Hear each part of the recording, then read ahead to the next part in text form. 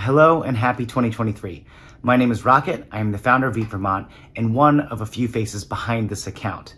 Now, I wanted to make this set of videos to wish you a happy new year, but also to pull the curtain back a little bit and tell you about our vision for the new year. So first things first, I want to share that this account is a free community resource. So if you run a small food business, or you're a farmer, or you're involved with a food-focused nonprofit here in Vermont, and you would like to reach our audience and you want to collaborate or have us post about you, then shoot us a DM. The one caveat is that we do try to distribute our coverage from around the state. So if we featured you recently, it might be a little bit before we can work you back into the schedule. But that said, it is our primary mission to support the food scene. So whatever it is we can do, just send us a note. If you go down our Instagram feed, you will see that every month we do 4 different graphic posts: jobs, humans, events, and news. The way we curate those posts is we scroll through the feed and we save posts that we think would be relevant for upcoming graphic posts. And then when we go about assembling those, we basically compile them into those posts. That said, we will never get all of the posts. So if you're worried that we might miss yours, but you would like to be included, use one of the hashtags, hashtag EatVTJobs, EatVTHumans, EatVTNews, or EatVTEvents on your relevant post, because we also scroll those hashtags and pull posts from there to end up on the graphic posts. And if you're still worried that we might miss you, and you definitely want to be included, you can double down and send us a DM. Swipe left to continue. So this year we are looking forward to rolling out a whole bunch of new programming from an email newsletter, which we're a little bit in debate about because how many newsletters can there possibly be in Vermont before they're just adding to the noise instead of reducing the noise.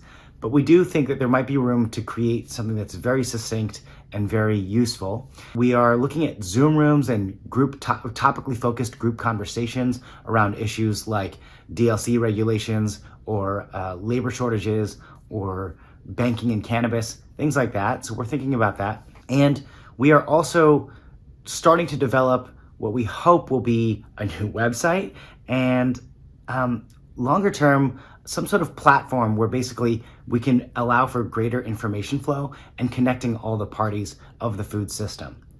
Now here's our assessment of the Vermont food scene. It is beautiful and incredible and strong, largely in part because it is made of so many different small businesses, but at the same time, the number of small businesses make it so that the information flow is very sticky. There's a lot of friction. A couple examples would be a college student coming home over break, trying to find a summer job, needing to print out a resume, drop it off at places, get called, do the interview, just to work like $14 an hour for like 8 weeks. Another example would be a small farm trying to find CSA subscribers. How would you do that? Maybe you get on Facebook, on listserv, on Instagram, print out some posters and put them up on bulletin boards. It's really tough. Another example is someone who comes to Vermont or lives in Vermont and is looking for food-focused events in their area. So we think that there's a lot of opportunity to basically lower that amount of friction by just providing useful information to everybody. Now, I want to acknowledge that there are a ton of really great organizations statewide that are focused on food, from NOFA, Vermont Fresh Network, Farm to Plate, CAE in Hardwick, Acorn in Addison County, Vermont Farmers Food Center in Rutland, and the list goes on. We are not trying to replicate any of that work. What we would actually like to do is partner with all those organizations to amplify the resources that they've developed to better serve the Vermont food community. We sort of see all the parties of the food system, from consumers to farmers to specialty food producers, restaurateurs, nonprofits, government agencies, so forth. We see all of those parties as rocks, and we are trying to be the water that connects all of these pieces together. Add a little fluidity.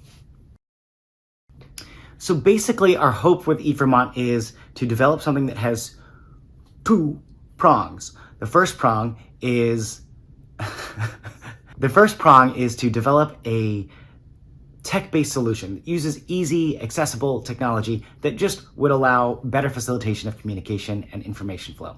The second prong, which is equally important, is the actual community. And so what we're trying to do is we're trying to make sure that we are serving you, whether you're a consumer or a small business owner or work at a nonprofit, whomever you are, everyone related to the Vermont food scene. What we want to do is earn your trust by being useful and develop this community that then we can start to plug those two things together and hopefully lay the groundwork for a food system that is more resilient, more robust, more profitable for the businesses, easier to navigate for consumers, more affordable, and therefore more accessible. That is the vision. Now, how much of that we achieve in 2023, I'm not really sure, but we are going to try our damnedest to move in that direction. So if you're interested in supporting what we do, please send us a message.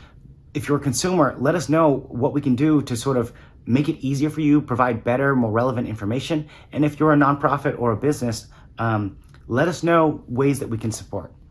That's it. Just wanted to give you this tease for Eat Vermont in 2023 and the road that we're looking down at. And I wish you all a very, very happy new year. Take care.